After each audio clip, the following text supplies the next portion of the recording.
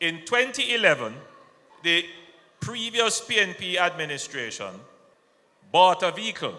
They called the vehicle the Jamaica Emergency Employment Program. How many of you remember that vehicle?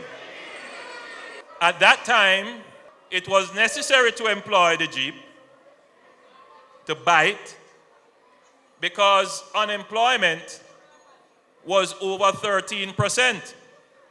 In fact, youth unemployment was as high as between 30 and 35%. But that Jeep did not have an engine. The tires were punctured. The doors were falling off. And so it didn't go very far. It didn't go very far. When we took over 2016, we set about fixing the engine of the Jeep. We reduced the oil pressure. We changed the tires. The radiator was overheating, causing whole heap of inflation and high debt. It had no brakes. Crime was running out of control. Every minute we have to carry it, go mechanic, and every time we go mechanic we have to pay, and that meant we had to do what? Put on more taxes on the people, almost $34 billion worth of taxes to repair the Jeep.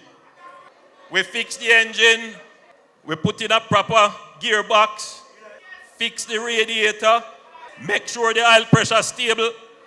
We don't have no leakage in the engine anymore, and you have a good driver.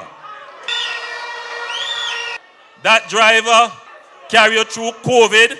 That driver and that Jeep carry you through the massive economic fallout that took place with the disruption in the supply chain, the high inflation. It carry you through the war in the Ukraine. And then recently, it carry you through Hurricane Beryl. And all through that, nobody drop off of the Jeep. Not one public sector worker was laid off or their salary cut. Not one. More than that, we were able to give the largest care package in the history of Jamaica, where we actually supported persons in the private sector who lost income as a result of COVID. Never happened before. I can go through and tell you all the great things that we have done. Youth unemployment, we cut that in half. Youth unemployment is now about 14%. Unemployment moved from about 13%, is now 3.5%. The debt moved from about 130, is now 68%. 10 budgets of no net new taxes. We have managed to stabilize the exchange rate. Jamaica is probably the only country in this region that has a freely floating exchange rate. We have controlled inflation. I mean, the amount of things we have done. What is there for the next destination? That the vehicle that we have fixed up and repaired, you can't call it a Jeep anymore, because that the vehicle they know, is a Raptor. That vehicle is a strong vehicle. So what is the next destination?